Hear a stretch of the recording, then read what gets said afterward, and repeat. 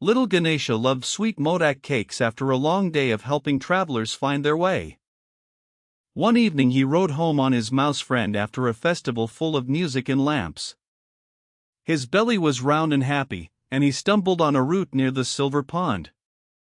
Splash! He fell into the cool water while the moon above giggled behind a cloud. Ganesha climbed out dripping and felt embarrassed before his laughing friends. In a quick moment he tossed a soft mango toward the moon for teasing him. The moon's bright face dimmed, and Ganesha realized his temper had hurt the night sky. His mother Parvati reminded him that everyone slips, but apologies must follow fast. Ganesha closed his eyes, breathed deeply, and asked the moon to forgive his hasty hand.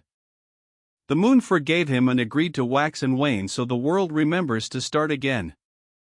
Ganesha shared extra modaks with travelers and told jokes about his splash to make them smile. To this day children look at the changing moon and remember to forgive themselves too.